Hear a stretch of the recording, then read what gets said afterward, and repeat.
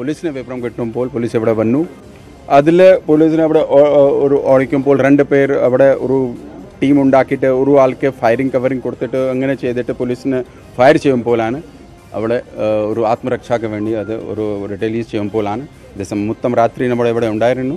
ജലീലിനെ പോലെ ഒരാൾ കാട്ടിൻ്റെ അകത്ത് തൊട്ടടുത്ത ഒരു റിസോർട്ടിലേക്ക് വരുന്നു എന്ന് പറഞ്ഞത് വളരെ വളരെ ഡാർക്കായിട്ടുള്ള, അതായത് വളരെ ദൂരം നിന്ന് തന്നെ ആളുകൾക്ക് കാണാവുന്ന ഒരു ഡാർക്കായിട്ടുള്ള നീല ഷർട്ട് ഇട്ട് വരുമെന്ന് പറയുന്നത് ഒട്ടും വിശ്വാസയോഗ്യമായ ഒരു സൈനിക ശാസ്ത്രപരമായ നിയമത്തിൻ്റെ കോണിൽ നിന്ന് നോക്കിക്കഴിഞ്ഞാൽ ഒട്ടും വിശ്വാസയോഗ്യമായ ഒരു കാര്യമേ അല്ല.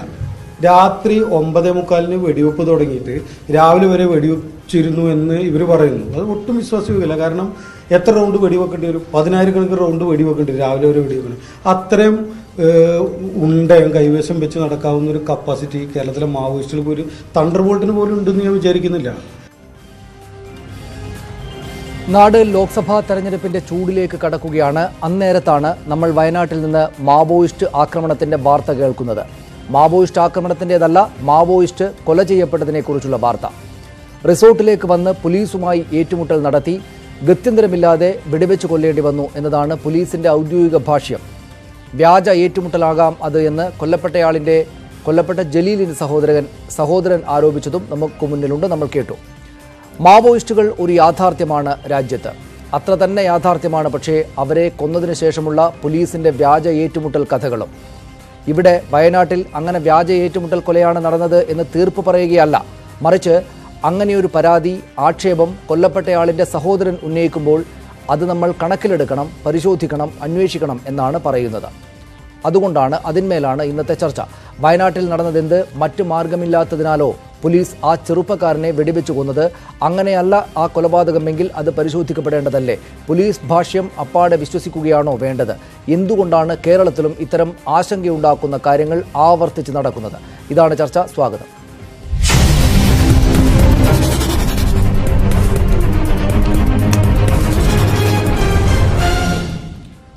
ഈ ചർച്ചയുടെ ഭാഗമായി പ്രേക്ഷകരോട് ഞങ്ങളുടെ ചോദ്യം ഇതാണ്: കൊന്നാൽ തീരുന്നതോ മാവോയിസ്റ്റ് പ്രശ്നം? നിങ്ങളുടെ പ്രതികരണം ഫേസ്ബുക്കിലൂടെയും വാട്സാപ്പിലൂടെയും അറിയിക്കാം. കൊന്നാൽ തീരുന്നതോ മാവോയിസ്റ്റ് പ്രശ്നം?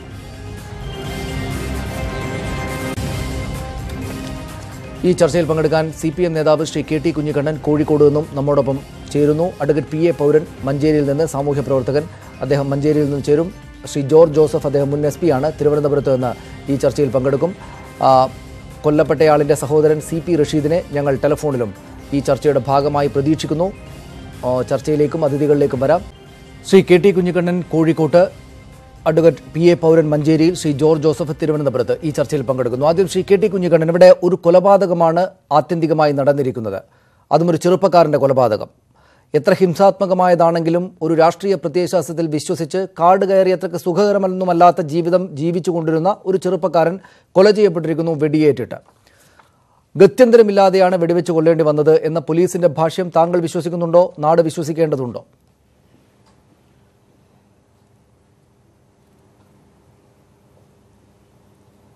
സനീഷേ, വളരെ നിർഭാഗ്യകരമായ ഒരു സംഭവത്തെക്കുറിച്ച് ചർച്ചയിൽ പങ്കെടുക്കേണ്ടി വരുന്ന ഒരു വിഷമം പങ്കിട്ടുകൊണ്ടാണ് ഞാനിതിലേക്ക് കടക്കുന്നത്.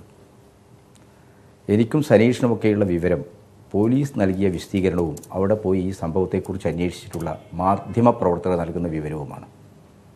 ആ വിവരമനുസരിച്ച് ലക്കിടിയിലെ റിസോർട്ടിൽ ഈ ഒരു സംഘം അവരുടെ പണപ്പിരിവിനായി വരുന്നു. അവരവിടെ ഉണ്ടായിരുന്ന പണം എടുത്തു കൊടുക്കുന്നു, അത് പോരാ എന്ന് പറയുന്നു, ഭീഷണിപ്പെടുത്തുന്നു. അവർ കൂടുതൽ പണം എടുക്കാൻ ATMയിലേക്ക് പോകുന്നു. ആ സമയത്ത് എങ്ങനെയോ പോലീസിന് റിപ്പോർട്ട് ചെയ്യപ്പെടുന്നു. അവിടെ പോലീസ് എത്തുന്നു. പോലീസ് എത്തിയ ഉടനെ ഈ സംഘത്തിൻ്റെ ഭാഗത്ത് നിന്ന് വെടിവെപ്പുണ്ടാകുന്നു. പോലീസ് ഭയപ്പെട്ടിട്ടുണ്ടാകാം, കൂടുതൽ ആക്രമണം ഉണ്ടാകാം എന്ന് ചിന്തിച്ചിട്ടുണ്ടാകാം. അതിനെ പ്രതിരോധിക്കുക എന്ന ഒരു രീതിയിൽ പ്രത്യാക്രമണം എന്ന നിലക്ക് വെടിവെപ്പുണ്ടായി എന്നാണ് എനിക്ക് മനസ്സിലാക്കാൻ കഴിഞ്ഞിട്ടുള്ളത്. എങ്ങനെയായാലും ഈ സംഭവങ്ങൾ വളരെ നിർഭാഗ്യകരമാണ്. നമ്മുടേതുപോലുള്ള ഒരു ആധുനിക സമൂഹത്തിൽ സംഭവിക്കാൻ പാടില്ലാത്തതാണ്. അത്തരം കാര്യങ്ങൾ നമ്മൾ ചർച്ച ചെയ്യുമ്പം നമ്മുടെ രാജ്യത്ത് നിലനിൽക്കുന്ന സ്റ്റേറ്റിനെ സംബന്ധിച്ചിടത്തോളം ഇത്തരത്തിലുള്ള നിയമവിരുദ്ധ പ്രവർത്തനങ്ങളെയും വലിയ രീതിയിലുള്ള സായുധ ഭീഷണികളെയൊക്കെ തന്നെ ആ രീതിയിൽ തന്നെ തിരിച്ചടിക്കേണ്ടി വരും. പക്ഷെ അത്തരം തിരിച്ചടികൾ നിയമാനുസൃതമായിരിക്കണമെന്ന കാര്യത്തിൽ യാതൊരു സംശയവുമില്ല. കൂടുതൽ വിവരങ്ങൾ പുറത്തു വരാനിരിക്കുകയാണ്. അപ്പോൾ എന്തായാലും നമുക്കറിയാവുന്ന കാര്യം, വളരെ നിർഭാഗ്യകരമായ ഒരവസ്ഥയാണുള്ളത്. തെറ്റായ ഒരു രാഷ്ട്രീയ പ്രത്യയശാസ്ത്ര ബോധത്തിൽ നിന്ന് ജനങ്ങളോടോ മറ്റു രീതിയിലുള്ള വിപ്ലവ പ്രത്യയശാസ്ത്രത്തോടോ അങ്ങനെയുള്ള പ്രതിബദ്ധതയൊന്നുമില്ലാതെ ഇത്തരത്തിലുള്ള അലഞ്ഞു തിരിയുന്ന ഗറില്ലാ സംഘങ്ങൾ, മാവോ തന്നെ വളരെ നേരത്തെ പറഞ്ഞിട്ടുള്ളതാണ്, ജനങ്ങൾക്ക് ഭാരമായി തീരുന്ന വിപ്ലവ പ്രവർത്തനങ്ങളെ, ശരിയായ രീതിയിലുള്ള ജനാധിപത്യ മുന്നേറ്റങ്ങളെ തടസ്സപ്പെടുത്തുന്ന ഇത്തരം പ്രവർത്തനങ്ങൾ വലിയ രീതിയിലുള്ള സാമൂഹ്യ പ്രശ്നങ്ങളായി മാറും. ഇപ്പോൾ കേരളം പോലൊരു സമൂഹത്തിൽ ഇതേ രീതിയിൽ ബംഗാൾ നമ്മൾ കണ്ടതാണ്. ഈ മിഡ്നാപൂർ ഡിസ്ട്രിക്റ്റ് അവിടുത്തെ മേഖലകൾ കേന്ദ്രീകരിച്ചുകൊണ്ട് വലിയ രീതിയിലുള്ള ആക്രമണങ്ങൾ, സായുധ മുന്നേറ്റങ്ങൾ നടത്തി. മമതയോടുകൂടി ചേർന്നിട്ട് CPM-നെ വലിയ രീതിയിൽ അവർ പ്രതിരോധിച്ചു, CPM-നെ ആക്രമിച്ചു. അത്തരം സംഭവങ്ങളുടെ ഒരു ആത്യന്തിക ഫലമെന്ന് പറയുന്നത് എന്തായിരുന്നു?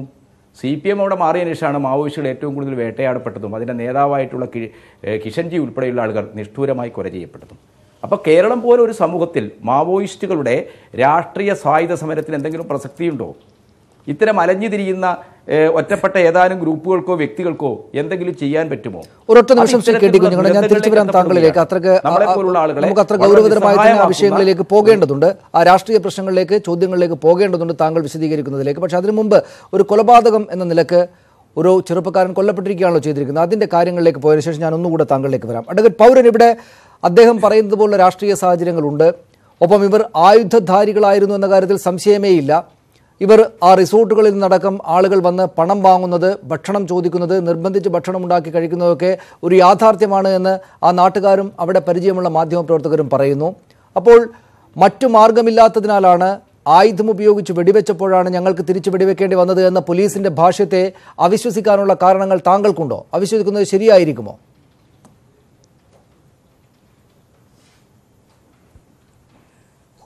കേരളത്തിലെ, ഇന്ത്യയിലെ പോലീസിനെ പൂർണ്ണമായിട്ട് വിശ്വസിക്കാൻ സാധിക്കുകയില്ല എന്നുള്ള അനുഭവങ്ങൾ ധാരാളമുണ്ട്.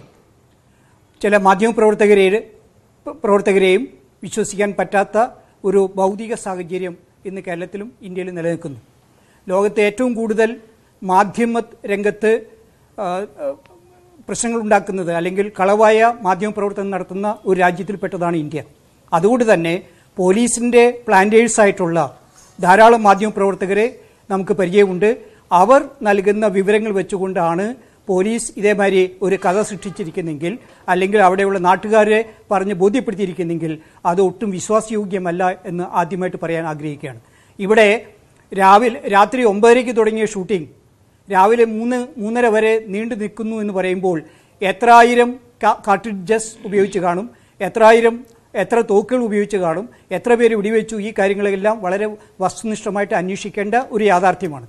ഇവിടെ ഒരാളെ മാത്രമാണ് കൊല ചെയ്യപ്പെട്ടിരിക്കുന്നത് അല്ലെങ്കിൽ വധിക്കപ്പെട്ടിരിക്കുന്നത്. അപ്പോൾ ഈ കാര്യത്തിൽ അവിടെ പറയുന്നത് പോലെ റിസോർട്ടിൽ ചെന്ന് പണം ചോദിച്ചു, അത് കൊടുക്കാത്ത വിരോധം വെച്ച് പ്രശ്നങ്ങൾ ഉണ്ടാക്കി എന്നൊക്കെ പറയുന്നത്, ഇതിന് എന്തെങ്കിലും ഒരു അയോട്ട ഓഫ് എവിഡൻസ് ഹാജരാക്കുവാൻ പോലീസിന് സാധിക്കുമോ? മാധ്യമപ്രവർത്തകരും പറഞ്ഞതനുസരിച്ച് നാട്ടുകാരും അത് ആവർത്തിച്ചു എന്ന് പറയുമ്പോൾ ഏത് നാട്ടുകാരാണ് പറഞ്ഞത്, ഏത് നാട്ടുകാരാണ് ഈ കാര്യത്തിൽ നേരിട്ട് ഇടപെട്ടിട്ടുള്ളത് എന്ന കാര്യങ്ങൾ കൂടി വ്യക്തമായി പുറത്തേക്ക് വരേണ്ടതുണ്ട്. ഷൂട്ടിംഗ് പരിശോധിച്ചപ്പോൾ പിൻഭാഗത്താണ് വെടിയേറ്റിയിരിക്കുന്നത് എന്ന് പറയുന്നുണ്ട്. അത് എങ്ങനെ സംഭവിച്ചു എന്നുള്ള കാര്യം വളരെ കൃത്യമായിട്ട് തന്നെ ഫോറൻസിക് എക്സ്പേർട്സ് പറയേണ്ടതാണ്.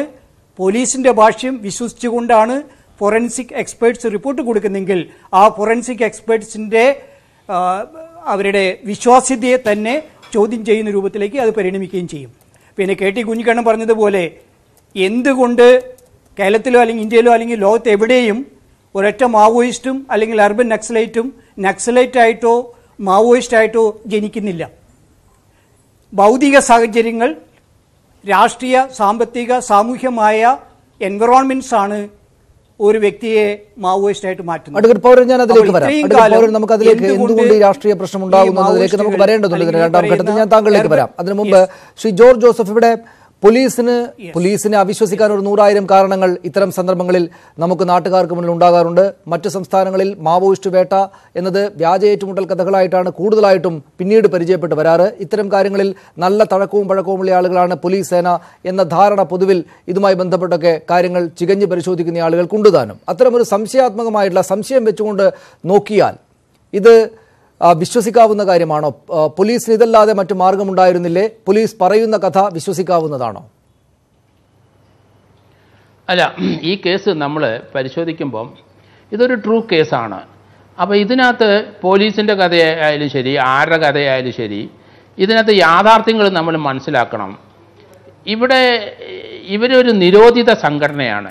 മാവോയിസ്റ്റ് എന്ന് പറയുന്നത് ഇന്ത്യയിൽ നിരോധിച്ച സംഘടന തന്നെയാണ്. പീപ്പിൾസ് ലിബറേഷൻ ആർമിയും മാവോയിസ്റ്റുകളും ജാർഖണ്ഡിലും ബീഹാറിലും അതുപോലെ തന്നെ ആന്ധ്രയിലും തമിഴ്നാട്, കേരളം, പിന്നെ കർണാടക, ഇത്രയും സ്ഥലത്ത് ഇവർ വളരെ ഒരു കണ്ടിന്യൂസ് ആയിട്ടുള്ള ഒരു അറ്റാക്ക് നടന്നുകൊണ്ടിരിക്കുകയാണ്. കേരളത്തിൽ നമുക്കറിയാം 10, 30, 40 പ്രാവശ്യം ഇവർ നിലമ്പൂർ അല്ലെങ്കിൽ വയനാട് ജില്ല അല്ലെങ്കിൽ പാലക്കാട് ജില്ലയ്ക്ക് വെളിയിൽ വന്ന് ചില കുടികളിലും ട്രൈബ്സിനെയൊക്കെ കാണുന്നുണ്ട്. അപ്പം ഇതൊരു നിരോധന സംഘടന. പോലീസ് എങ്ങനെയാണ് ഇവർ കൈകാര്യം ചെയ്യേണ്ടത്? അതൊക്കെ ഒരു രാഷ്ട്രീയ പാർട്ടികൾ വേണമെങ്കിൽ ആശയങ്ങൾ പ്രകടിപ്പിച്ചോളൂ. ഇവർ നേരത്തെ അദ്ദേഹം പറഞ്ഞ പോലെ ഇത് അലഞ്ഞു തിരിയുന്ന സംഘടന തന്നെയാണെന്നായിട്ടാണ് പലരും പറയുന്നത്. ആയിക്കോട്ടെ, പക്ഷേ ഇവരെല്ലാം വെപ്പൺ കൊണ്ടാണ് നടക്കുന്നത്. അതുകൊണ്ട് ഏകദേശം 12,000 പേര് ബീഹാറിലും ജാർഖണ്ഡിലും ആയിട്ട് ഇന്ത്യയിൽ ഈ നിരോധിച്ച മാവോയിസ്റ്റ് സംഘടനയും പീപ്പിൾസ് ലിബറേഷൻ ആർമിയും കൊന്നൊടുക്കിയിട്ടുണ്ട്. അതൊരു യാഥാർത്ഥ്യമാണ്. കേരളത്തിലെ 2016 ഒരു പോലീസ് ഡ്രൈവറെ വെടിവെച്ച് കൊന്നിട്ടുണ്ട്. അതുപോലെ പൂക്കോട്ടുപാടത്ത് 2 വർഷം മുമ്പ് ഒരു ഏറ്റുമുട്ടലുണ്ടായി. ആ ഏറ്റുമുട്ടലിൽ ആന്ധ്ര കൃഷ്ണഗിരി ജില്ലയിലുള്ള കുപ്പുസ്വാമി എന്ന 60 വയസ്സുകാരനെയും അതുപോലെ ചെന്നൈയിൽ പുത്തൂറുള്ള അജിത എന്ന ഒരു സ്ത്രീയെയും പോലീസ് വെടിവെച്ച് കൊന്നു. അപ്പോൾ അവരുടെ കൈവശത്തുനിന്ന് അന്ന് വളരെയധികം വെപ്പണും ലാപ്ടോപ്പും അതുപോലെയുള്ള മൊബൈൽ ഫോണും കോസ്റ്റ്ലി ആയിട്ടുള്ള വാക്കി ടോക്കി, റേഡിയോ ഓപ്പറേഷൻ ചെയ്യാനുള്ള സൗകര്യങ്ങൾ ഇതെല്ലാം പിടിച്ചെടുക്കുകയും ചെയ്തിട്ടുണ്ട്. അപ്പം ഞാൻ ആലോചിക്കുന്നത്, കേരളത്തിൽ ഏത് ആശയം അല്ലെങ്കിൽ ഇന്ത്യയിലെ ഏത് ആശയം പ്രചരിപ്പിക്കാനും എല്ലാ സംഘടനകൾക്കും മാവോയിസ്റ്റിനും എല്ലാവർക്കും അതിന് അവകാശമുണ്ട്, ഭരണഘടന നൽകുന്നുണ്ട്. എന്തിനാണ് ഇവർ ഈ തോക്കുമായിട്ട് നടക്കുന്നത്? എനിക്ക് മനസ്സിലാകുന്നില്ല. കേരളത്തിൽ ഏതെങ്കിലും ആദിവാസികൾക്കോ പാവപ്പെട്ടവർക്കെങ്കിലും ഒരു വീട് ഈ നക്സലൈറ്റ് വെച്ച് കൊടുത്തായിട്ട് നമ്മൾ കേട്ടിട്ടുണ്ടോ? അവർക്കെങ്കിലും 10 കിലോ അരി വാങ്ങിച്ചു കൊടുത്ത് കേട്ടിട്ടുണ്ടോ? ഇതൊരു നിരോധിത സംഘടനയാണ്. ഈ സംഘടന എങ്ങനെയാണ് പോലീസ് കൈകാര്യം ചെയ്യേണ്ടത്? ഏതായാലും പോലീസിന് ഭാഗ്യം കൊണ്ട് അധികം പരിക്കേറ്റിട്ടില്ല. അതിനകത്ത് വെടിവെച്ച് കൊല്ലാനുള്ള അധികാരം പോലീസിനുണ്ടെന്നെ. നിരോധിച്ച സംഘടനയുള്ള ആൾക്കാരും തോക്കുമായിട്ട് നടക്കുന്നവരെ എങ്ങനെ കൈകാര്യം ചെയ്യണമെന്ന് ഏതായാലും ഒരു എക്സലൻ്റ് വർക്കായിട്ട് തന്നെയാണ്. എത്ര രാഷ്ട്രീയമായ പ്രശ്നങ്ങൾ ഇതിനകത്ത് വന്നാലും ശരി, കേരളത്തിലെ കഴിഞ്ഞ ഒരു 6-7 വർഷം കൊണ്ട് കേരളത്തിൽ വയനാട്, പാലക്കാട്, കണ്ണൂർ, കോഴിക്കോട് സ്ഥലങ്ങളിൽ നക്സലിലെ ആശയം പ്രചരിപ്പിക്കുന്ന കുറേ ആൾക്കാർ ആയുധങ്ങളുമായിട്ട് നടക്കുന്നുണ്ട്. ഇവരെ ഉന്മൂലനം ചെയ്യണം. അതിന് പോലീസിന് അധികാരമുണ്ട്. പോലീസിന്റെ പുറത്ത് അതിനൊരു കേസെടുക്കാൻ അവകാശമില്ല. ഇത് ഈ രാജ്യത്തെ നിരോധിച്ച സംഘടനയാണ്. അതാണ് ഞാൻ തിരിച്ചു വരാം. ശ്രീ ജോർജ് ജോസഫ്, ഞാൻ താങ്കളിലേക്ക് വരാം. അഡ്വക്കേറ്റ് പി എ പൗരൻ, ഇവിടെ നിരോധിക്കപ്പെട്ട സംഘടനയാണ്. ഇനി ഏതെങ്കിലും സംഘടനയുടെ ഭാഗമായിട്ടുള്ള ആളുകൾക്ക് ആയുധം കൊണ്ടുനടക്കാനുള്ള അവകാശം ഈ രാജ്യത്തില്ല. ഈ രാജ്യത്തിന്റെ നിയമങ്ങളെ കണക്കിലെടുക്കുന്ന സംഘമല്ല ഇവർ. അതുകൊണ്ട് അവർ ആയുധവുമായിട്ട് നേർക്കുനേർ വന്നാൽ അവരെ വെടിവെച്ച് കൊല്ലുക എന്നല്ലാതെ, അല്ലെങ്കിൽ അവരോട് ഏറ്റുമുട്ടുക എന്നതല്ലാതെ മറ്റു മാർഗം പോലീസിന് മുന്നിലില്ല. പോലീസിനെ അത് തടയുന്ന രാഷ്ട്രീയ പാർട്ടി പ്രവർത്തകർക്ക്, ശ്രീ കെ ടി കുഞ്ഞിക്കണ്ണനെ പോലുള്ള ആളുകൾക്ക് ഇതിൽ ദുഃഖമെങ്കിലും അല്ലെങ്കിൽ ഇത് ശരിയല്ലോ, സങ്കടകരമായുള്ള അവസ്ഥയാണല്ലോ എന്ന തോന്നലെങ്കിലും ഉണ്ടാകും. പക്ഷേ പോലീസിന്, ആ ഫോഴ്സിന് ഇതിനെ അതേ നിലക്ക് നേരിടുക എന്നതിന് വേണ്ടി മാത്രമായിട്ട് ഉണ്ടാക്കപ്പെട്ടിരിക്കുന്ന സംഘടനയാണ്, അല്ലെങ്കിൽ സംഘമാണത്. അതുകൊണ്ട് നിരോധിതമായിട്ടുള്ള സംഘടന ആയുധം കൊണ്ടു നടക്കുന്നു, ആക്രമണത്തിന് സജ്ജമാണ് തുടങ്ങിയ കാരണങ്ങൾ തന്നെ മതി അവർക്കെതിരെ ആക്രമണം നടത്താൻ. അതിൻ്റെ ഭാഗമായിട്ട് ഒരാൾ കൊല്ലപ്പെട്ടിരിക്കുന്നു. അതിൽ പ്രത്യേകിച്ച് പോലീസ് ഫോഴ്സിനെ കുറ്റപ്പെടുത്തേണ്ടുന്ന ഒന്നുമില്ല എന്നാണ് ശ്രീ ജോർജ് ജോസഫ് പറയുന്നത്. ശരിയല്ലേ അത്?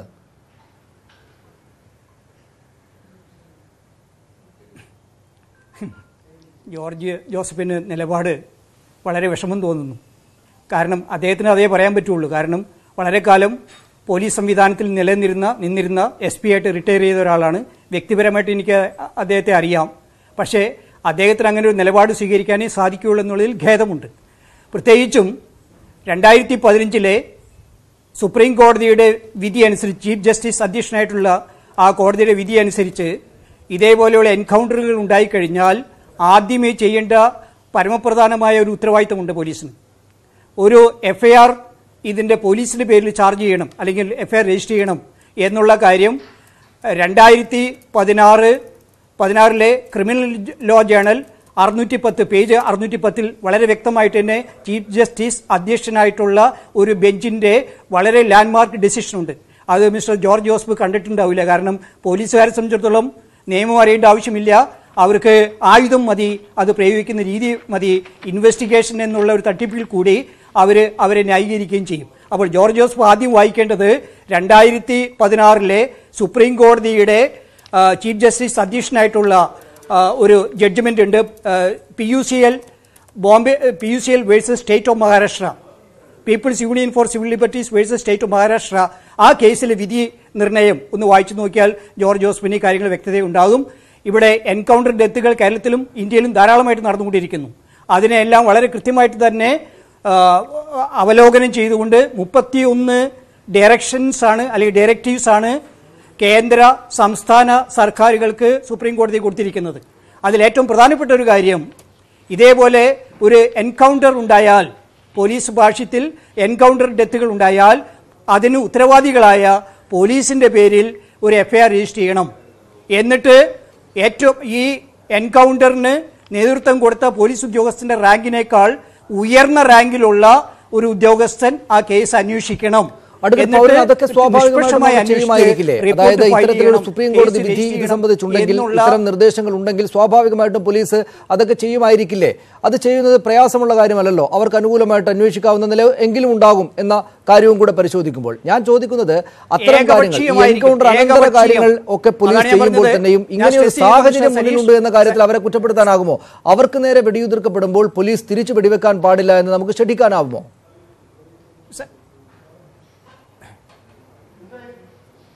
അല്ലെ, KT കുഞ്ഞിക്കട്ടൻ നേരത്തെ പറഞ്ഞു, അല്ലെങ്കിൽ ഇദ്ദേഹം തന്നെ പറഞ്ഞു, നിലമ്പൂര് പൂക്കോട്ടുംപാടത്തൊരു സംഭവം ഉണ്ടായെന്ന് പറഞ്ഞു.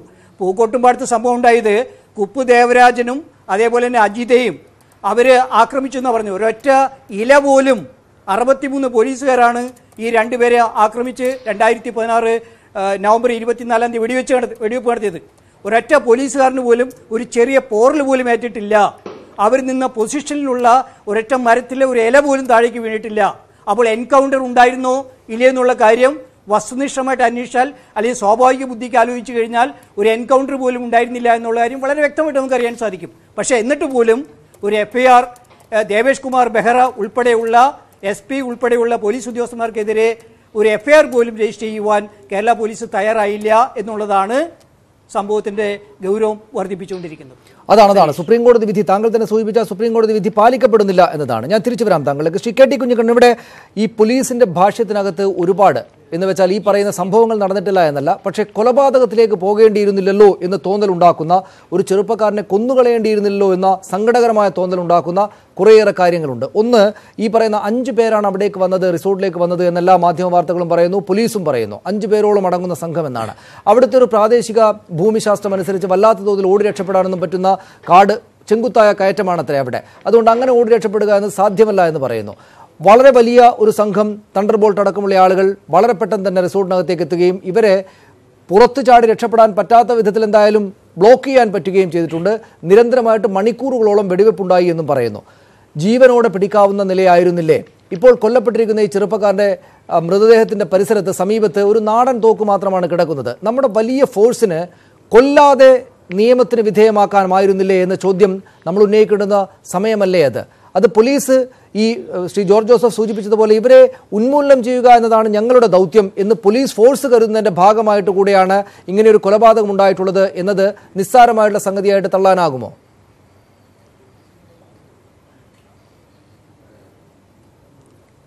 അല്ല, ഇവിടെ 2 കാര്യങ്ങൾ നമ്മൾ കാണണം. ജോർജ് ജോസഫ് ഇവിടെ പറഞ്ഞതുപോലെ ഈ നിയമവിരുദ്ധ സംഘങ്ങളെ നിയമാതീതമായി കൈകാര്യം ചെയ്യാൻ പോലീസ് സേനക്കോ അധികാരമില്ല. നിയമാനുസൃതമായാണ് അവർ പ്രവർത്തിക്കേണ്ടത്.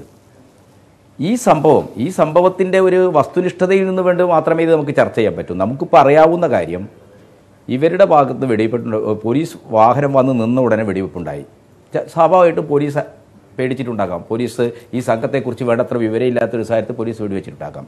ആ ഫസ്റ്റ് റൗണ്ട് വെടിയിലായിരിക്കാം ഇങ്ങനെ ഒരു നിർഭാഗ്യകരമായ സംഭവം ഉണ്ടായത്. ഈ പ്രശ്നം നമ്മൾ പരിശോധിക്കുമ്പോൾ ഇതിൻ്റെ ഒരു കുറ്റാന്വേഷണ പരതയിൽ നിന്നുകൊണ്ട് മാത്രം ഇത് ചർച്ച ചെയ്യാൻ പറ്റില്ല.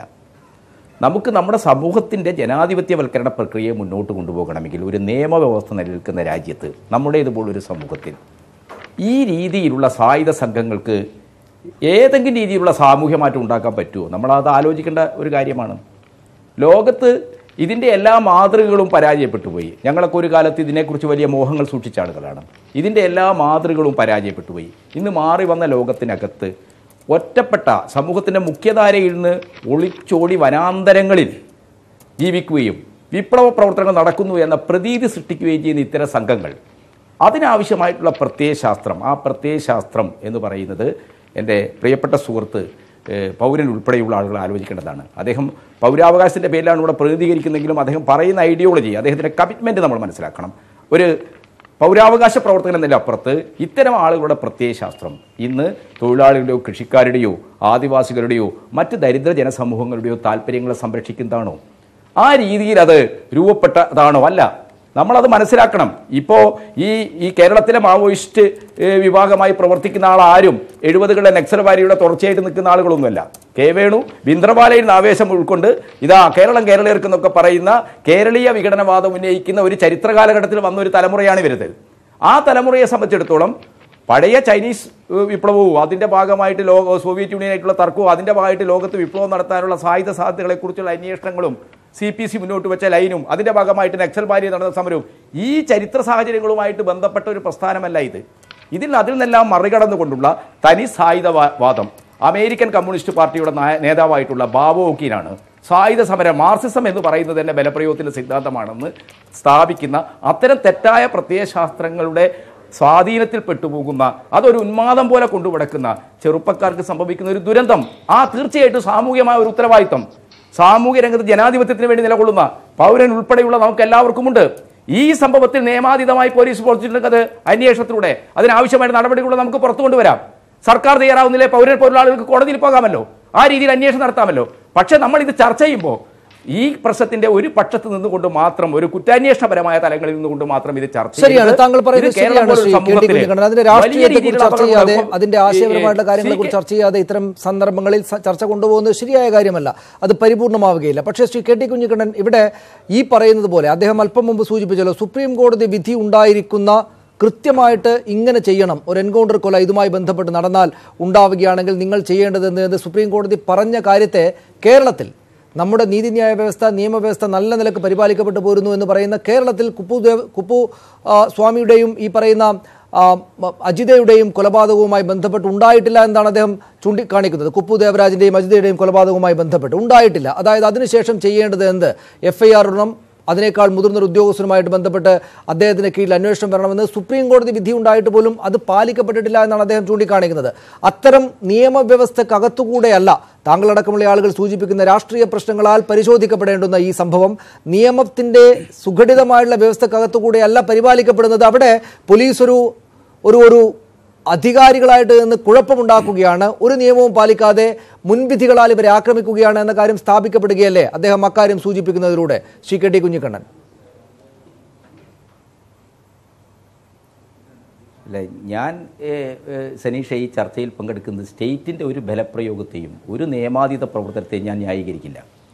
ഈ കാര്യങ്ങളിൽ കേരളം ഉൾപ്പെടെയുള്ള സംസ്ഥാനങ്ങളിലെ സർക്കാരുകൾ ജാഗ്രതയോടുകൂടി പെരുമാറുമെന്ന കാര്യത്തിൽ എനിക്ക് സംശയമില്ല. കാരണം കേരളത്തിൻ്റെ ഒരു സാമൂഹ്യ സാഹചര്യത്തിൽ ഇത്തരത്തിലുള്ള പ്രസ്ഥാനങ്ങൾ നമ്മുടെ സമൂഹത്തിൽ നടക്കുന്ന ജനാധിപത്യവൽക്കരണം, വികസനം, ഇതിനെയെല്ലാം തന്നെ വളരെ അസ്വസ്ഥകരമായ ഒരു സാഹചര്യത്തിലേക്ക്, നിങ്ങൾക്കറിയാമോ, CK ശശീന്ദ്രനെ പോലുള്ള ഒരു MLA ആണ് ഇവർ ടാർഗറ്റ് ചെയ്തിരിക്കുന്നത്. അദ്ദേഹം IS ഭീകരവാദികളുടെ ഭീഷണി കൊണ്ടല്ല ഇപ്പോൾ പോലീസ് പ്രൊട്ടക്ഷനിൽ ജീവിക്കേണ്ടി വരുന്നത്. അപ്പോൾ ഇവരുടെ പൊളിറ്റിക്സ് എന്താണ്? അപ്പോൾ ആ പൊളിറ്റിക്സ് ചർച്ച ചെയ്യാതെ നിയമാതീതമായി ഭരണകൂടം പ്രവർത്തിക്കുന്നുണ്ടെങ്കിൽ എനിക്ക് സംശയമില്ല കാര്യത്തിൽ. നിയമപരമായി മാത്രമേ ഏത് നിയമവിരുദ്ധ സംഘത്തെയും കൈകാര്യം ചെയ്യാൻ പോലീസിനും മറ്റെല്ലാ ഭരണകൂട സംവിധാനങ്ങൾക്കും അവകാശമുള്ളൂ. അതങ്ങനെയേ പാടുള്ളൂ. ആ നിയമവിരുദ്ധമായി പ്രവർത്തിക്കുന്ന ഏത് സംഭവം ഉണ്ടായാലും അത് ഇടപെടേണ്ടതുണ്ട്, അത് മാറ്റേണ്ടതുണ്ട്. ആ കാര്യത്തിൽ കേരള സർക്കാർ വളരെ അനുഭാവപൂർവ്വ സമീപനം സ്വീകരിക്കുമെന്ന് വിശ്വാസമുള്ള ഒരാളാണ് ഞാൻ. അഡ്വക്കേറ്റ് പൗരൻ, അക്കാര്യത്തിൽ വ്യക്തതയുണ്ടല്ലോ അദ്ദേഹം അത് പറയുമ്പോൾ. അതായത് പോലീസിന്റെ ഭാഗത്ത് നിന്നുണ്ടാകുന്ന കാര്യങ്ങളെ നമുക്ക് പരിശോധിക്കണം, തള്ളിക്കളയണം. പക്ഷേ ഇവിടെ ഇങ്ങനെയൊരു സംഭവ വികാസത്തിലേക്ക് പോകുന്നതിൽ ഈ കക്ഷികൾക്കുള്ള, ഈ വെറുതെ നടക്കുന്ന ഈ സംഘങ്ങൾക്കുള്ള, ആയുധധാരികളായിട്ട് നടക്കുന്ന സംഘങ്ങൾക്കുള്ള, അവർ വഴിതെറ്റിക്കപ്പെട്ടിരിക്കുന്ന രാഷ്ട്രീയ സാഹചര്യം കൂടെ ഉണ്ട് എന്നത് പരിശോധിക്കാതെ പോകാൻ പറ്റില്ലല്ലോ എന്ന് അദ്ദേഹം പറയുമ്പോൾ ഈ നിർഭാഗ്യകരമായ അവസരത്തിൽ വളരെ ചെറുപ്പക്കാരനായുള്ള ഒരാൾ വെടിയേറ്റ് കൊല്ലപ്പെട്ട് കിടക്കുന്ന ഈ സാഹചര്യത്തിൽ അതുകൂടെ ചർച്ച ചെയ്യാതെ പോകാതിരിക്കാൻ പറ്റില്ലല്ലോ. ഇത്തരം കാര്യങ്ങളിൽ നിന്ന് അവർ പിൻവാങ്ങിയാൽ തീരുന്ന പ്രശ്നമല്ലേ ഇവിടെയുള്ളൂ?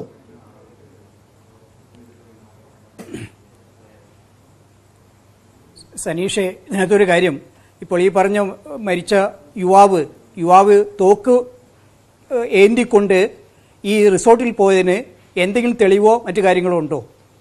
അജിതയും അതേമാതിരി കുപ്പ് ദേവരാജനും തോക്ക് ഉപയോഗിച്ചതിന് യാതൊരു തെളിവും ഇന്നേ വരെ പോലീസിന് ഹാജരാക്കാൻ പറ്റിയിട്ടില്ല. അവരെ വെടിവെച്ച് കൊന്ന് നിഷ്ഠൂരമായി കൊന്നതിന് ശേഷം ഒരു തോക്ക് അവിടെ പ്ലാന്റ് ചെയ്യുകയാണ് മാത്രം ചെയ്തത്, ഒരു കൺട്രി ഗൺ.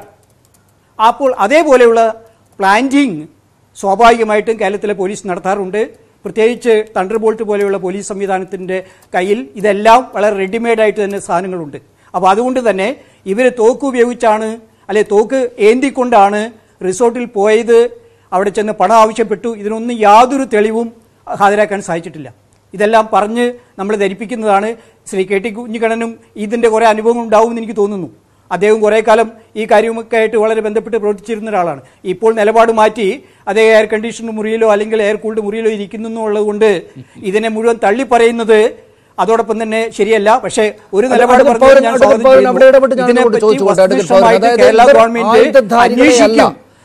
ഇവർ സായുധമായിട്ടുള്ള രാഷ്ട്രീയ പ്രവർത്തനത്തിൽ വിശ്വസിക്കുന്ന ആളുകളാണ് എന്ന് എല്ലാവർക്കും അറിയാവുന്നതല്ലേ? അവർ ആയുധം കൊണ്ടു നടക്കാറില്ല എന്നാണോ താങ്കൾ നിഷേധിച്ച് കളയുന്നത്? അവർ ആയുധം കൊണ്ടു നടക്കാറില്ല, ആയുധമില്ലാതെയുള്ള രാഷ്ട്രീയ പ്രവർത്തനത്തിൽ ഏർപ്പെടുന്ന ആളുകളാണെന്നാണോ താങ്കൾ സ്ഥാപിക്കുന്നത്? അല്ലെ, ഇപ്പോഴത്തെ കാലത്ത് ഒരു കൺട്രി ഗൺ അല്ലെങ്കിൽ ഒരു സാധാരണ തോക്കുമായിട്ട് നടന്നാൽ അത് വിശ്വസിക്കാൻ പറ്റുമെന്നുള്ള കാര്യമാണ് എനിക്ക് സംശയമുള്ളത്. അവിടെ കൊണ്ടുവന്ന് വയ്ക്കാൻ പറ്റുന്നതും അത് ഇവരുടെ കയ്യിൽ ഉണ്ടായിരുന്നു, അത് വെടി ഉതിർത്തിയിരുന്നു എന്നൊക്കെ പോലീസിന് വളരെ എളുപ്പത്തിൽ പറയാവുന്നതും സാധാരണ ജനങ്ങളെ വിശ്വസിപ്പിക്കാൻ സാധിക്കുന്നതുമാണ്. അതാണ് ഞാൻ പറഞ്ഞത്. അല്ലാതെ അവർ ഗൺ കൊണ്ടു നടക്കുന്നുണ്ടോ അല്ലെങ്കിൽ തോക്ക് AK-47 കൊണ്ടു നടക്കുന്നുണ്ടോ എന്നുള്ള കാര്യത്തിന് ഉണ്ടായിരിക്കാം. പക്ഷേ ആ കാര്യത്തിലേക്ക് ഒന്നുമില്ല പോകുന്നത്. ഇവിടെ മനുഷ്യത്വരഹിതമായ ഒരു കൊലപാതകം നടത്തി കഴിഞ്ഞാൽ, നേരത്തെ കെ ടി കുഞ്ഞിക്കണ്ണൻ പറഞ്ഞതുപോലെ അവരെ കൊല്ലാനുള്ള അധികാരം പോലീസിനുണ്ടോ?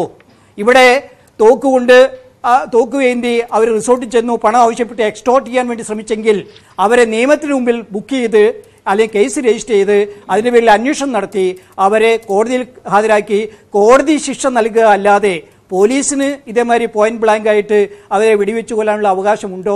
ആ അവകാശം ഭരണഘടന അവർക്ക് നൽകുന്നുണ്ടോ? ഈ കാര്യത്തെ പറ്റി മാത്രമാണ് എനിക്ക് സംശയമുള്ളത്. മറ്റു കാര്യത്തിൽ അവർ തോക്കേന്തി നടക്കുന്നു, അല്ലെങ്കിൽ മാവോയിസ്റ്റുകളാണ്, അവരെ നിരോധിത സംഘടനപ്പെട്ടവരാണ്, അതുകൊണ്ട് അവരെ യഥേഷ്ടം വെടിവെച്ച് കൊല്ലാം എന്ന് ശ്രീ കെ ടി കുഞ്ഞിക്കണ്ണൻ പറഞ്ഞതിനോട് വിയോജിക്കുന്നു എന്ന് മാത്രമേ ഉള്ളൂ. അദ്ദേഹം അങ്ങനെ പറഞ്ഞിട്ടുണ്ടാകില്ല. എന്തായാലും ഞാൻ തിരിച്ചു വരാം താങ്കളിലേക്ക്. ശ്രീ ജോർജ് ജോസഫ്, ഇവിടെ 5 പേർ നാടൻ തോക്കുകളുമായി വന്ന് വെടിവെക്കുകയാണല്ലോ നമ്മുടെ മുന്നിലുള്ള സാഹചര്യം. ഇവിടെ ആ തോക്കിനകത്ത് എത്ര ഉണ്ടയുണ്ടാകും, എത്ര തവണ അവർക്ക് വെടിവെക്കാം എന്നതൊക്കെ നമുക്ക് മനസ്സിലാക്കാനാവുന്നതേ അല്ലേ ഉള്ളൂ. പോലീസും തണ്ടർ ബോൾട്ടും ഒക്കെ വളരെ പെട്ടെന്ന് സംഭവസ്ഥലത്ത് എത്തുകയും ചെയ്തിട്ടുണ്ട്. രാത്രി മുഴുവൻ വെടിവെക്കാനുള്ള ആയുധവുമായി സജ്ജമായിട്ടാണ് ഈ പറയുന്ന പോലീസ് സംഘം വരികയും ചെയ്തിട്ടുള്ളത്. അവരെ കുറേ നേരത്തിന് ശേഷം ജീവനോടെ തന്നെയും പിടികൂടാവുന്ന സാഹചര്യം ഉണ്ടായിരുന്നില്ലേ എന്ന ചോദ്യത്തിന് എന്ത് മറുപടിയായിരിക്കും താങ്കൾ നൽകുക? അതൊരു സാധാരണമായ ചോദ്യമാണ്, സാധാരണക്കാരൻ്റെ ഭാഗത്തു നിന്നുള്ള ചോദ്യമാണ്. അവർ വെടിവെച്ച് അവരുടെ ആയുധങ്ങൾ തീർന്നാൽ അവർക്ക് രക്ഷപ്പെട്ടോടാൻ പറ്റാത്ത വിധം ഭൂമി സാഹചര്യമുള്ള ഒരു സ്ഥലത്ത്, അങ്ങ് ചെങ്കുത്തായ കയറ്റമാണത്രേ, അവിടെ നിൽക്കുന്നയിടത്ത് പോലീസിന് അവരെ ആയുധത്തോടുകൂടി അല്ലെങ്കിൽ പിടികൂടിയിട്ട് നിയമത്തിന് മുന്നിൽ ഹാജരാക്കുക എന്തായിരുന്നില്ലേ കുറെ കൂടെ ഒരു ജനാധിപത്യ നാട്ടിനകത്ത്, ജനാധിപത്യ രാജ്യത്തിനകത്ത് ചെയ്യാവുന്ന കാര്യം, ചെയ്യേണ്ടുന്ന കാര്യം? അത് ചെയ്യാനുള്ള പഴുത് പോലീസിന് കിട്ടാതെ പോയത് എന്തുകൊണ്ടായിരിക്കും? ഞാൻ എന്തായാലും കെ ടി കുഞ്ഞിക്കണ്ണൻ്റെ അദ്ദേഹം നേരത്തെ ഒരു നക്സൽ ആദർശം വെച്ചുകൊണ്ടിരുന്ന ഒരാളാണ്. അതിൽ നിന്ന് അദ്ദേഹം പിൻവാങ്ങി. അദ്ദേഹം ആശയപരമായി വളരെയധികം പുരോഗമിച്ചു. അതുപോലെ അഡ്വക്കേറ്റ് പൗരനും എനിക്ക് വ്യക്തിപരമായിട്ട് അറിയുന്ന ആൾക്കാർ, ഇവരൊക്കെ അട്രോസിറ്റീസ് പോലീസ് കാണിച്ചാലും നാട്ടുകാർ കാണിച്ചാലും അതിനെതിരായിട്ട് ശബ്ദിക്കുന്നവരാണ്, പോരാടുന്നവരാണ്. രണ്ടുപേരും വീര്യമുള്ളവരാണ്, എനിക്ക് വളരെ താല്പര്യമുള്ള 2 പേരാണ്. അതൊക്കെ ഞാൻ സമ്മതിക്കുന്നുണ്ട്. പക്ഷേ നമ്മളൊരു കാര്യം മനസ്സിലാക്കണം, ഫണ്ടമെൻ്റൽ റൈറ്റ്, അദ്ദേഹം നേരത്തെ സുപ്രീം കോടതിയിൽ, ഞാൻ പൗരൻ പഠിച്ചതിന് മുമ്പ് LLB കഴിഞ്ഞ ആളാണ്, പോട്ടെ. അപ്പം സുപ്രീം കോടതിയുടെ ആ റൂളിംഗ് ഒക്കെ നമുക്കറിയാം. പക്ഷേ തോക്ക് ഏന്തി നിൽക്കുന്ന 5 പേര്, പ്രത്യേകിച്ച് പൊതുജനങ്ങളും മനസ്സിലാക്കാത്ത പുതിയ കാര്യങ്ങൾ കേരള പോലീസ് പഠിച്ചിട്ടുണ്ട്. അതുകൂടെ പൗരനും കുഞ്ഞിക്കണ്ണനും മനസ്സിലാക്കണം. കേരളത്തിലെ ഏകദേശം ഈ 4 ജില്ലയിൽ 10-40ഓളം നക്സലേറ്റുകൾ അല്ലെങ്കിൽ മാവോയിസ്റ്റുകൾ ഇടയ്ക്കിടയ്ക്ക് രംഗപ്രവേശനം ചെയ്യുന്നുണ്ട്. തണ്ടർബോൾട്ട് ഒരു എൻകൗണ്ടർ വളരെ പ്രതീക്ഷിച്ചാണ് ഇരിക്കുന്നതെന്ന് ഞാൻ മനസ്സിലാക്കുന്നത്. ഇവർ കേരളത്തിലെ ഈ വയനാട്ടിലും പാലക്കാടും ആയിട്ട് ഇവർ 5 ദളങ്ങളുണ്ട്. 5 ദളങ്ങളിൽ 6 പേരുള്ള 5 ദളങ്ങൾ ഇവരുണ്ട്. അതൊക്കെ വളരെ അഡ്വാൻസ്ഡ് ആണ്. അതൊക്കെ കേരള പോലീസ് അതൊക്കെ മനസ്സിലാക്കിയിട്ടുണ്ടെന്നാണ് ഞാൻ കരുതുന്നത്. അപ്പം ഞാൻ ഇതേപ്പറ്റി പഠിച്ചപ്പോഴും എനിക്ക് മനസ്സിലായത് 5 ദളങ്ങൾ 6 പേര്, അപ്പോൾ 30 പേരുണ്ട്. ഇത് നമ്മൾ കുറച്ച് നാളായിട്ട് ഇത് കണ്ടുകൊണ്ടിരിക്കുകയാണ്. അതിനകത്ത് സ്ത്രീജനങ്ങളുടെ മാത്രം ഒരു ദളമുണ്ട്. അപ്പം അതിനകത്ത് ആൾക്കാരുടെ പേരുമൊക്കെ ഉണ്ട്. അതിനകത്ത് ഒരു ഭവാനി എന്ന് പറയുന്ന ഒരു ദളമുണ്ട്, വനിതാ വിഭാഗമാണ്, ഷൈനാണ് അതിൻ്റെ ഒരു, കാരാവലി എന്ന് പറഞ്ഞൊരു വിഭാഗമുണ്ട്, കബനിയുടെ നദിയുടെ പേരുള്ള രൂപേഷാണ് അതിൻ്റെ അകത്ത്, നാടുകാണി എന്ന് പറഞ്ഞ ഒരെണ്ണമുണ്ട്, സോമനാണ് അതിൻ്റെ അകത്ത്, അതുപോലെ നേത്രാവതി എന്ന് പറഞ്ഞ സുന്ദരി എന്ന് പറഞ്ഞ ലീഡറാണ്. അപ്പോൾ ഇവരെയൊക്കെ നമുക്ക് പിടിക്കപ്പെടേണ്ടവരാണ്. കേരളത്തിലെ സംബന്ധിച്ചിടത്തോളം ഇവർക്ക് പൗരനും അറിയാം, കെ.ടി. കുഞ്ഞക്കണ്ണനും അറിയാം, ഇവിടെ ഇതുപോലെ ഒരു തോക്കെടുത്തുകൊണ്ട് ഒരു വിപ്ലവം നടക്കേണ്ട ഒരു കാര്യം കേരളത്തിലില്ല. വളരെ ഇവിടെ ഈ പറയുന്ന ആകെപ്പാടെ ഉള്ളത് 5 ദളങ്ങളാണ്. താങ്കൾ പറയുന്നതനുസരിച്ച് 6 വീതമുള്ള ആളുകൾ 30 പേരെ ആകെപ്പാടെ ഉള്ളൂ. അതിൽ തന്നെ താങ്കൾ പറഞ്ഞ 2 പ്രധാനപ്പെട്ട ദളങ്ങൾക്ക് നേതൃത്വം കൊടുക്കുന്ന ആളുകൾ ഷൈനയും രൂപേഷും ഇപ്പോൾ തന്നെയും നിയമ സംവിധാനങ്ങൾക്ക് കീഴടങ്ങി നിൽക്കുകയാണ്. അവർക്ക് പുറത്തുപോയിട്ടൊരു സായുധ അക്രമമൊന്നും സംഘടിപ്പിക്കാവുന്ന സാഹചര്യം ഇപ്പോഴില്ല. വളരെ പ്രധാനപ്പെട്ട 2 ആളുകൾ കുപ്പു ദേവരാജും അജിതയും കൊല്ലപ്പെട്ടു. ഇപ്പോഴത്തെ ഒരു ചെറുപ്പക്കാരൻ കൂടെ കൊല്ലപ്പെട്ടിരിക്കുന്നു. താരതമ്യേന ദുർബലമായിരിക്കുകയാണ് ഈ സംഘം. ആകപ്പാടെ 30 പേരുള്ള അതിനകത്തുള്ള ആളുകളുടെ കഥയാണ് ഈ പറഞ്ഞത്. അപ്പോൾ കേരളത്തിൽ സത്യത്തിൽ ഈ പറയുന്നത്രക്ക് വെല്ലുവിളിയൊന്നും അല്ലാത്തൊരു സംഘത്തെ കൊലപാതകത്തിലൂടെ അല്ലാതെ തന്നെ നേരിടാൻ നമ്മുടെ ഫോഴ്സിന് കഴിയില്ലേ എന്നതാണ് ചോദ്യം. അവരെ പിടികൂടാൻ ഇങ്ങനെ 5 പേർ തൊട്ടു മുന്നിൽ വന്ന് നിന്നിട്ട് ഓടി രക്ഷപ്പെടാൻ വഴിയില്ലാതിടത്ത് ഈ പറയുന്ന ദളങ്ങൾക്ക് നേതൃത്വം കൊടുക്കുന്ന ആളുകളെ കിട്ടുകയാണെങ്കിൽ ജീവനോടെ പിടികൂടി ഈ രൂപേഷും ഷൈനയും ഉള്ളതുപോലെ നിയമ സംവിധാനങ്ങൾക്ക് കീഴടക്കാൻ നമുക്ക് സാധിക്കുമായിരുന്നില്ലേ? അതായിരുന്നില്ലേ കൂടുതൽ കരണീയം? വെടിവെച്ച് കൊല്ലേണ്ടതുണ്ടായിരുന്നു എന്ന ചോദ്യം ഉന്നയിക്കില്ലേ ശ്രീ ജോർജ് ജോസഫ് നാട്ടുകാർ? ഇതൊന്നും പ്രായോഗികമായിട്ട് നടക്കാത്ത കാര്യങ്ങളാണ്. സാമൂഹ്യമായി പ്രവർത്തിക്കുന്നവരെ, അവർ രാഷ്ട്രീയപരമായി ചിന്തിക്കുന്നവർ ദയവ് ചെയ്ത് ഇവരെ കാട്ടിൽ നിന്ന് പുറത്തു കൊണ്ടുവരാൻ അതിന് പൗരനും അതുപോലെ കയറ്റിക്കൊണ്ടുവരാൻ ശ്രമിക്കട്ടെ. പോലീസിൻ്റെ അടുത്ത് ഈ ദളങ്ങൾ ഇന്ത്യയിൽ പ്രോഹിബിറ്റഡ് ആണ്. അവരുടെ പോലീസ് മനസ്സിലാക്കിയിരിക്കുന്നത് നമ്മുടെ കർണാടക, തമിഴ്നാട്, ഇവർ ആന്ധ്രയിൽ കൂടെ പോയി ജാർഖണ്ഡിൽ ചെന്ന് ബീഹാർ വഴി ബംഗ്ലാദേശ് വഴി ബർമയിലോട്ട് പോകുന്നതാണ്.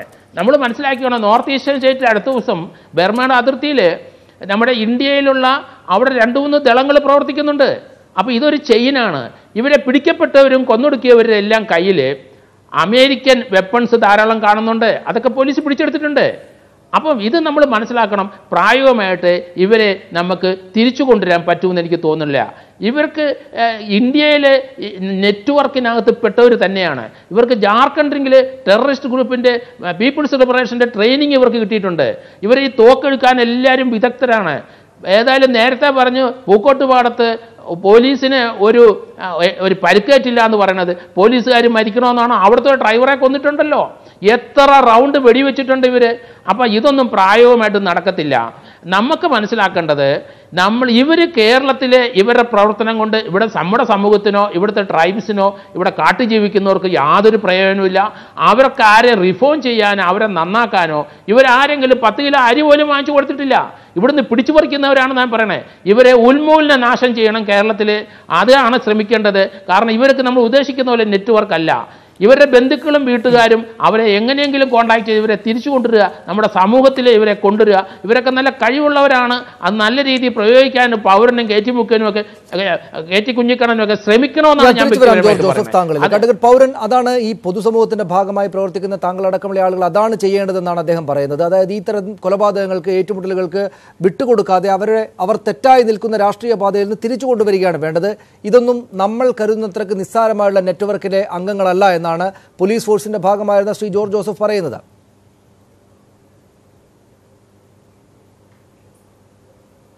ശ്രീ ജോർജ് ജോസഫിന് ഒരു പെന്തക്കോസ്ത് സ്വഭാവം ഉണ്ടെന്ന് എനിക്ക് തോന്നുന്നു.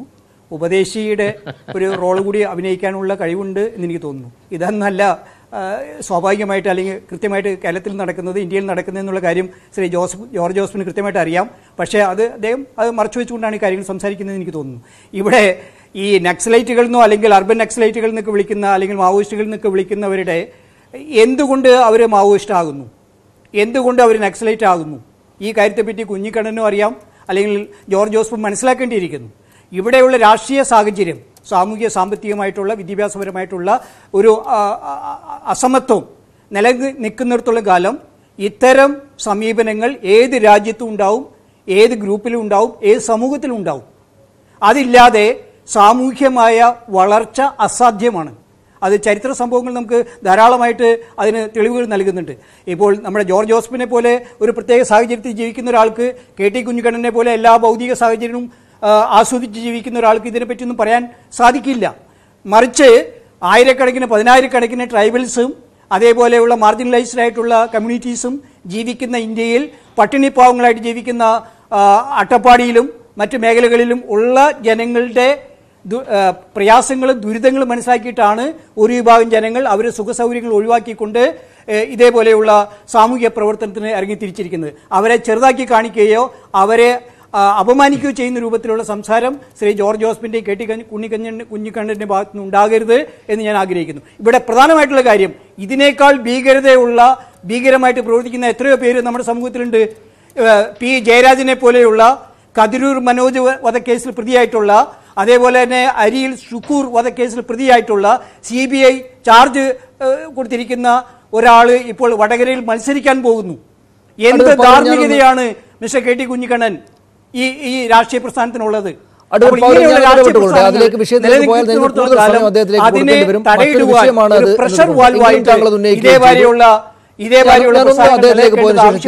അതിലിടപെടുന്നത് മറ്റൊന്നും കാരണം കൊണ്ടല്ല, മറ്റൊരു വിഷയമായതുകൊണ്ടാണ്. പക്ഷേ താങ്കൾ ഉന്നയിക്കുകയും ചെയ്തു കഴിഞ്ഞു. ശ്രീ KT കുഞ്ഞിക്കണ്ണൻ, ഇവിടെ അത്തരം രാഷ്ട്രീയ പ്രശ്നങ്ങളുണ്ട്. അതായത് മാവോയിസ്റ്റുകൾ ഉണ്ടാകേണ്ടുന്ന രാഷ്ട്രീയ പ്രശ്നങ്ങൾ കേരളത്തിലടക്കം ഉണ്ട് എന്ന് അഡ്വക്കേറ്റ് പൗരൻ പറയുന്നു.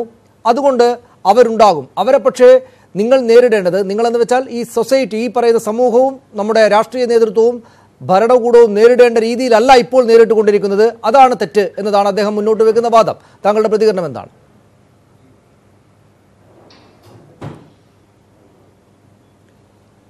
മാവോയിസ്റ്റുകൾ എന്ന് പറയുന്നത് നമ്മുടെ സാമൂഹ്യ യാഥാർത്ഥ്യങ്ങളിൽ നിന്ന് അകന്നു നിൽക്കുന്ന ആൾക്കാരാണ്.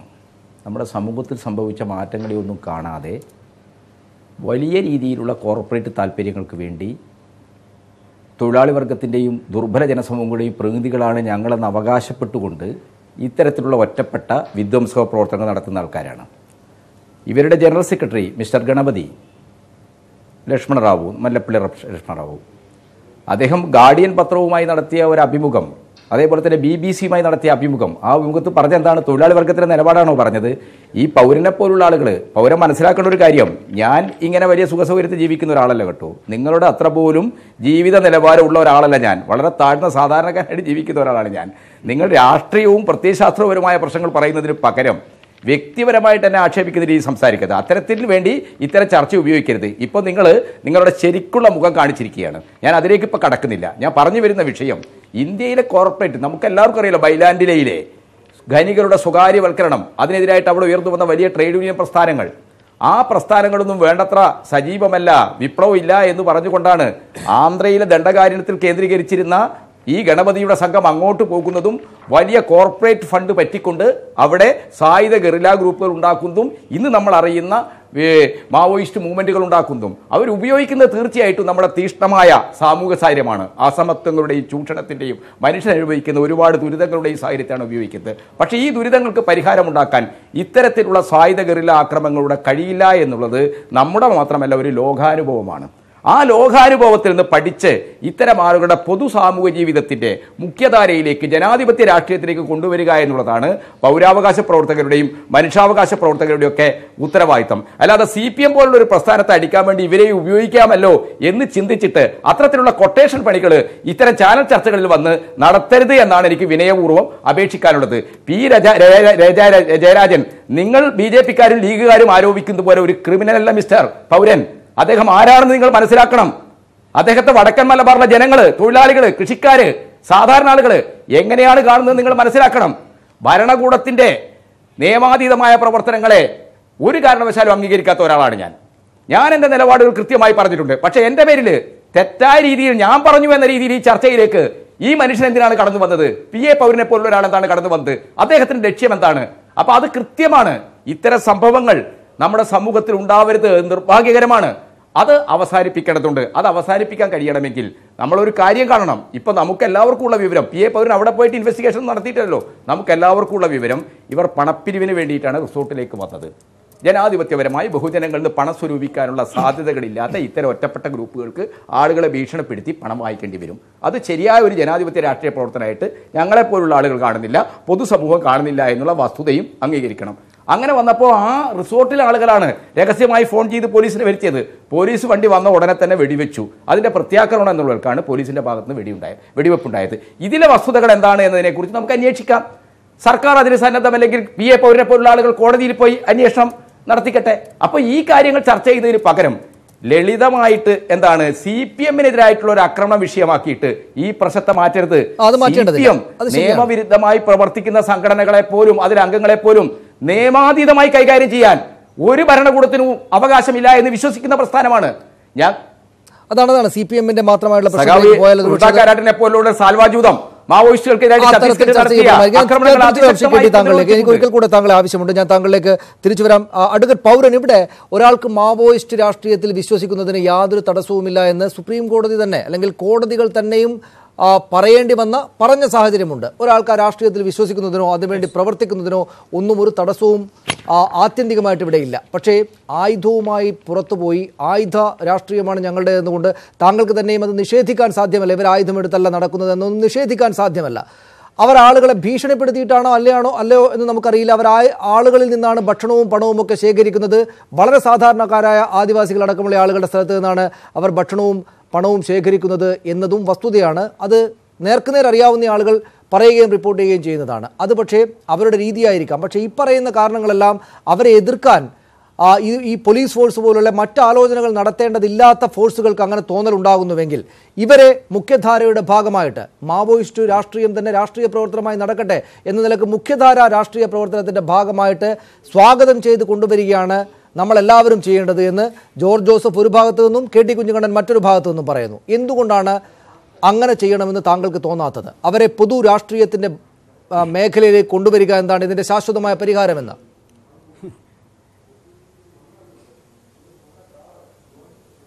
അല്ല, ഇതേമാതിരിയുള്ള കൊലപാതകങ്ങളോ അല്ലെങ്കിൽ ഏറ്റുമുട്ടലുകളോ ഒരു തരത്തിൽ ന്യായീകരിക്കുന്നില്ല. പക്ഷേ എന്തുകൊണ്ട് അവർ മാവോയിസ്റ്റ് ആകുന്നു എന്നുള്ളതിനെ പറ്റിയുള്ള ഒരു സാമൂഹികമായ പഠനം ഇതുവരെ നമ്മുടെ ഭരണകൂടമോ അല്ലെങ്കിൽ വേണ്ടപ്പെട്ട ഒരു അക്കാഡമിഷ്യൻസോ ഇതുവരെ നടത്തിയിട്ടില്ല, അല്ലെങ്കിൽ കൃത്യമായിട്ട് അത് കണ്ടെത്തിയിട്ടില്ല എന്നുള്ള ഒരു ബുദ്ധിമുട്ടാണ്, പ്രയാസമാണ് ഞാൻ ഇവിടെ ധരിപ്പിച്ചത്. അതായത് സാമൂഹ്യമായി നീചത്വങ്ങൾ ഇതേപോലെ നിലനിൽക്കുമ്പോൾ, അതായത് ഉള്ളവനും ഇല്ലാത്തവനും തമ്മിലുള്ള അന്തരം വർദ്ധിച്ചുകൊണ്ടിരിക്കുമ്പോൾ ഇത് ഒരു സോഷ്യൽ ആക്ഷൻ എന്ന് മാത്രമേ നമുക്ക് ധരിക്കാൻ പറ്റുള്ളൂ, ഒരു പൊളിറ്റിക്കൽ ആക്ഷൻ എന്ന് മാത്രമേ നമുക്ക് ധരിക്കാൻ പറ്റുള്ളൂ.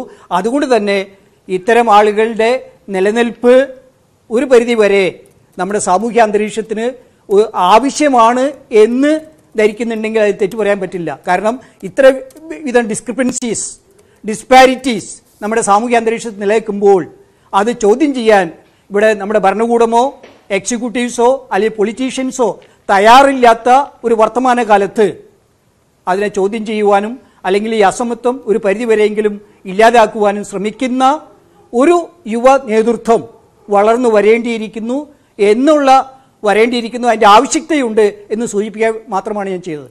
അല്ലാതെ ഈ രൂപത്തിലുള്ള കൊലപാതകങ്ങളോ അല്ലെങ്കിൽ ഇതേമാതിരിയുള്ള എൻകൗണ്ടർ സംഭവങ്ങളോ ആവർത്തിക്കണമെന്നോ അത് നിലനിർത്തണമെന്നോ അല്ല ഞാൻ അഭിപ്രായപ്പെട്ടത്. തീർച്ചയായും ഇത്തരം സംഭവങ്ങൾ ഉണ്ടാകുമ്പോൾ അത് കൃത്യമായിട്ട് അന്വേഷിക്കേണ്ട ഒരു ബാധ്യത ഭരണകൂടത്തിന്, സുപ്രീം കോടതിയുടെ അനുസരിച്ച് കാര്യങ്ങൾ ചെയ്യേണ്ട ഈ തരത്തിലുള്ള സംഗതികൾ ഉണ്ടാകും. ഇത്തരം പൊളിറ്റിക്കൽ ആക്ഷൻസ് അതിപ്പോൾ 10-30 പേരാണെങ്കിൽ തന്നെയും ഈ പറയുന്ന മനുഷ്യന്റെ ഉള്ളവരും ഇല്ലാത്തവരും തമ്മിലുള്ള അന്തരമൊന്നും ഒരു കാലത്തും അവസാനിക്കാതെ ഇരിക്കുന്നത് കൊണ്ട് സ്വാഭാവികമായിട്ടും ഈ തരത്തിലുള്ള രാഷ്ട്രീയ പ്രവർത്തനം ശരിയാണെന്ന് വിചാരിക്കുന്ന കുറച്ചാളുകളെങ്കിലും ഉണ്ടാകും. അത് ഇത്തരത്തിൽ സായുധധാരികളായിട്ട് അവർ നടക്കും. താങ്കൾ പറയുന്ന പോലെ ഇങ്ങനെയൊരു സംഘം ഇങ്ങനെ അലഞ്ഞു നടക്കുന്നു എന്നൊക്കെ പറയുന്ന ആളുകൾ എന്തായാലും ഈ സമൂഹത്തിനകത്തുണ്ടാകും. നമുക്ക് ആകപ്പാട് ചെയ്യാനാവുക ഈ പറയുന്ന ആളുകളെ നിയമത്തിൻ്റെയും നീതിയുടെയും സുഘടിതമായുള്ള വ്യവസ്ഥകളുടെയും അടിസ്ഥാനത്തിൽ മാത്രമേ പരിചരിക്കുന്നുള്ളൂ എന്ന് ഉറപ്പുവരുത്തുക എന്നതാണ്. നമ്മുടെ നാട്ടിലും പക്ഷേ അതിനപ്പുറത്തേക്ക് കാര്യങ്ങൾ പോകുന്നുണ്ടോ എന്ന് ഭയപ്പെടുന്നുണ്ടോ താങ്കൾ? അതുണ്ടാക്കാവുന്ന സാമൂഹ്യ പ്രശ്നങ്ങളെക്കുറിച്ച് സർക്കാരും ബന്ധപ്പെട്ടവരൊക്കെ ബോധവാന്മാരാകേണ്ടതല്ലേ? അതോടൊപ്പം ചേർത്ത് കാണേണ്ടതല്ലേ അദ്ദേഹം നേരത്തെ സൂചിപ്പിച്ച നേരത്തെ ഉണ്ടായ എൻകൗണ്ടർ കില്ലിങ്സിൽ ചെയ്യേണ്ടുന്ന കാര്യങ്ങൾ ചെയ്തില്ല എന്ന വിമർശത്തെ?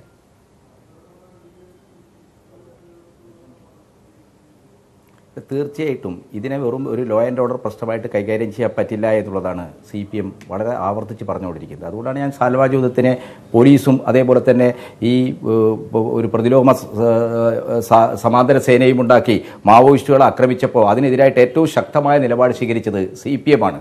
CPMന്റെ പോളിറ്റ് ബ്യൂറോ ആയിട്ടുള്ള സഖാവ് വൃന്ദാക്കാരായിട്ട് നേരിട്ട് തന്നെ റായ്പൂരിൽ ചെല്ലുകയും ഇത്തരത്തിലുള്ള സാൽവാജ് യുദ്ധത്തിന്റെ കൂട്ടക്കൊലകളെ അപലപിക്കുകയും അതിനെതിരായിട്ട് പ്രതിഷേധ യോഗത്ത് പ്രസംഗിക്കുകയും ചെയ്തു.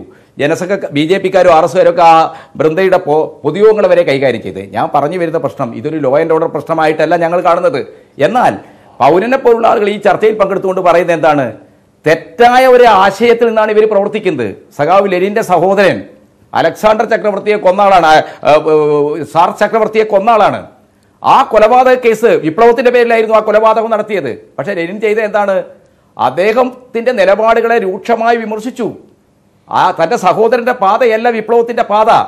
പൗരനെ പോലെയുള്ള മനുഷ്യാവകാശത്തിന്റെയും പൗരാവകാശത്തിന്റെയും തലത്തിൽ നിന്ന് മാവോയിസ്റ്റുകളെ സഹായിക്കുന്ന സപ്പോർട്ട് ചെയ്യുന്ന സുഹൃത്തുക്കൾ ചെയ്യേണ്ടത് ഇതല്ല സാമൂഹ്യ വിപ്ലവത്തിന്റെ പാത. അസമത്വങ്ങളും ദുരിതങ്ങളും ദാരിദ്ര്യവും അവസാനിപ്പിക്കാൻ ഈ പാതക്ക് കഴിയില്ല. ഇത് ഭരണകൂടത്തിന്റെ കയ്യിൽ കളിക്കുന്നതായിട്ട് മാത്രമേ മാറൂ. ശരിയായ ജനാധിപത്യപരമായ ബഹുജന മുന്നേറ്റങ്ങൾക്ക് ഇത്തരം പ്രവർത്തനങ്ങൾ തടസ്സം നിൽക്കും എന്ന് അവരെ ബോധ്യപ്പെടുത്തുകയും പൊതു സാമൂഹ്യ ജീവിതത്തിന്റെയും പൊതുപ്രവർത്തനത്തിന്റെയും മണ്ഡലത്തിലേക്ക് അത്തരം ആളുകളെ കൊണ്ടുവരാനാണ് നമ്മൾ ശ്രമിക്കേണ്ടത്. സ്റ്റേറ്റിന്റെ ഭാഗത്തുനിന്നുണ്ടാകുന്ന നിയമപരമായ പാളിച്ചകളെ ഒരു കാരണവശാലും ഒരാളും ന്യായീകരിക്കാൻ പോകുന്നില്ല. അത്തരം കാര്യങ്ങൾ പരിശോധിച്ച് നമുക്ക് തിരുത്താം. നന്ദി.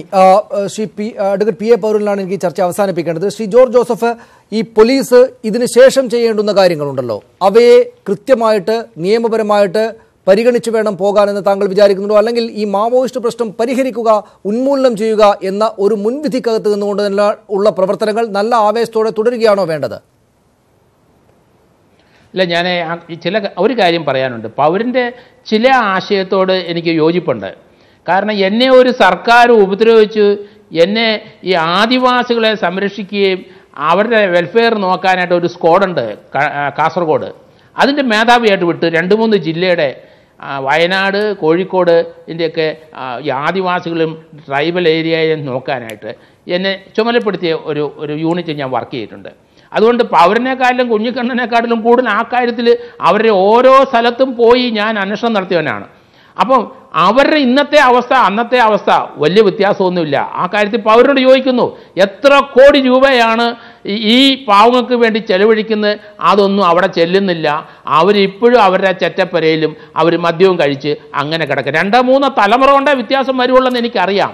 പക്ഷേ ഒരു കാര്യം ചെയ്യണം, കുഞ്ഞിക്കണ്ണനെ പോലും പൗരനെ പോലെയുള്ളൊരു ഗവൺമെൻറ്റിന് ഇപ്പോഴത്തെ കപ്പാസിറ്റി അനുസരിച്ച് നമുക്ക് ഈ ആദിവാസി മേഖലയിലും മറ്റിടത്തും എന്തെങ്കിലും ചെയ്യാനുള്ള ഫണ്ട് നമുക്കുണ്ട്. അത് നേരിട്ട് അതുങ്ങളെ കൊണ്ട് അടുത്ത തലമുറയെങ്കിലും രക്ഷപ്പെടുത്താനുള്ള ഒരു പ്രവർത്തനം മുഖ്യമന്ത്രിയുടെ നേതൃത്വത്തിലും ഇവിടെയുള്ള രാഷ്ട്രീയ പാർട്ടി, എല്ലാ രാഷ്ട്രീയ പാർട്ടിയുടെ നേതൃത്വത്തിൽ ദയവ് ചെയ്ത്, ഞാൻ അത് അനുഭവിച്ചുകൊണ്ടാണ് പറഞ്ഞത്, ദയവ് ചെയ്ത് ഇവരത് ചെയ്യണം. ഇനിയെങ്കിലും നമ്മുടെ സഹോദരങ്ങൾ മനുഷ്യത്വപരമായിട്ട്, ഞാൻ ആ കാര്യത്തിലൊരു ബന്ധക്കോസ് തന്നെയാണ്, മനുഷ്യത്വപരമായിട്ട് തന്നെ പെരുമാറണമെന്നാണ് ഇവരുടെ എനിക്ക് പറയാനുള്ളത്. കാരണം ഞാനിത് നേരിട്ട് ബോധ്യപ്പെടുത്തുകയാണ്. ധന്യ രാമൻ എന്ന് പറഞ്ഞൊരു പെൺകുട്ടി ഇവിടെ പല ചാനലിലും നമ്മൾ കാണുന്നുണ്ട്, എത്രയോ പുരോഗമിച്ചു. അതിൻ്റെ രാമൻ്റെ മകൾ, ആ രാമൻ്റെ അവിടെ ഈ കുട്ടി അവിടെ 2 വയസ്സ് 3 ഉള്ളപ്പോൾ ഞാൻ കണ്ടിട്ടുണ്ട്. അത് കാസർഗോഡ് ഞാൻ ഈ സ്കോഡിൻ്റെ അധിപനായിരിക്കുമ്പോൾ. അപ്പൊ ആ തലമുറകൾ പുരോഗമിച്ച് കണ്ടില്ല ആ കുട്ടി. ശ്രീ ജോർജ് ജോസഫ്, നമുക്ക് സമയമില്ലാത്തതുകൊണ്ട് അഡ്വക്കേറ്റ് PA പൗരനിലേക്ക് ഒന്നുകൂടെ പോകണം, അവിടെ ചർച്ച അവസാനിപ്പിക്കണം. അഡ്വക്കേറ്റ് പൗരൻ ഇവിടെ നിർഭാഗ്യവശാൽ അദ്ദേഹം സൂചിപ്പിച്ച കാര്യങ്ങളെല്ലാം ഉണ്ട്. നിർഭാഗ്യവശാൽ പക്ഷേ ഈ മാവോയിസ്റ്റുകളുടെ ഇടപെടൽ കൊണ്ട് പ്രത്യേകിച്ച് മാവോയിസ്റ്റുകളുടെ ഇടപെടൽ കൊണ്ടും പ്രത്യേകിച്ചൊന്നും ആ മേഖലയിൽ സംഭവിക്കുന്നില്ല ഗുണപരമായിട്ട്. എന്ന് മാത്രമല്ല അവർക്ക് മറ്റൊരു ബുദ്ധിമുട്ട് എന്ന നിലക്കാണ് ഈ മാവോയിസ്റ്റുകൾ മാറുന്നതെന്നാണ് ആ ഭാഗത്തുള്ള ആളുകൾ സംസാരിക്കുന്നത്. അല്ലെങ്കിൽ നമ്മൾ പറഞ്ഞു കേൾക്കുന്ന ആളുകളെങ്കിലും പറയുന്നത് അങ്ങനെയാണ്. ഇവർ വന്ന് ഭക്ഷണം ചോദിക്കുന്നു, പണം ചോദിക്കുന്നു. ഞങ്ങളുടെ ഇല്ലായ്മയിൽ നിന്ന്, ഞങ്ങളുടെ പ്രളയകാലത്തെ അരിയടക്കം വെച്ച് ഭക്ഷണം കൊടുക്കേണ്ടുന്ന സാഹചര്യത്തിലേക്ക് ഇവർ കൊണ്ടുവന്നെത്തിക്കുന്നു എന്ന ആക്ഷേപം കൂടെ അവർക്കെതിരായിട്ടുണ്ട്. ആത്യന്തികമായിട്ട് ഈ മാവോയിസ്റ്റുകൾ പ്രശ്നപരിഹാരം നടത്തുകയാണോ അല്ലെങ്കിൽ പ്രശ്നം കൂട്ടുകയാണോ ചെയ്യുന്നതെന്ന രാഷ്ട്രീയ കാര്യം കൂടെ നമ്മുടെ ഈ ചർച്ചയുടെ ഭാഗമായിട്ട് വരണം. അതിന് മറുപടി പറഞ്ഞ് ഈ ചർച്ച അവസാനിപ്പിക്കുക താങ്കൾ.